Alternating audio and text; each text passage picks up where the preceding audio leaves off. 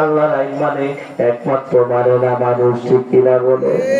মানুষ যদি বুঝতো জীবনের সর্বক্ষেত্রে আল্লাহর আইনকে প্রাধান্য দিত, ঠিক কিনা বলেন?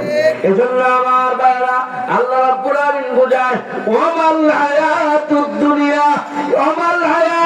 দুনিয়া ইল্লা লাইবু ওয়া লাহুন। আল্লাহ বলেন দুনিয়ার জীবনটা খেলা তামাশা বই আর কিছুই নয়। দুনিয়ার জীবনটা খেলা তামাশা বই আর কিছুই নয়। একটা সময় মায়ের পেটে ছিলা, তোমার কোনো খাবার খাওয়ার সুযোগ ছিল না। মায়ের হায়াতের রক্ত বন্ধ করে দিয়া তোমার নাভির সাথে লাগায়া আল্লাহ রাব্বুল আলামিন তোমাকে রক্ষণাবেক্ষণ করলেন।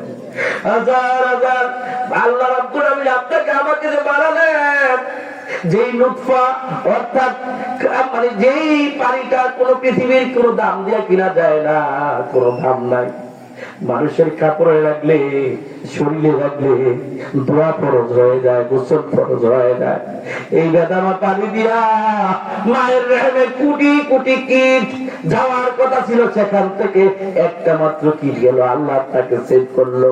ওই একটা কীট দিয়ে আপনাকে রক্ষণাবেক্ষণ করে মায়ের পেট থেকে সুন্দর করে মায়ের পেটে বাঁচায়া রাইখা আল্লাহ আপনাকে এই দুনিয়ায় পাঠালেন। কত মানুষ মায়ের পেটে জীবন চলে যায়, কত মানুষের হায়াত থাকে না, শিশু অবস্থায় মারা যায়, কত মানুষ কৈশোর অবস্থায় মারা যায়, কত মানুষ যুবক অবস্থায় মারা যায়, বিভিন্ন সময় চলে যায়। আপনাকে আমাকে এতটুকু হায়াত দিলেন, এত সুন্দর করে রাখলেন, এত ভালো করে রাখলেন, কেন রাখলেন জানেন? আল্লাহকে যদি জিজ্ঞেস করেন, আল্লাহ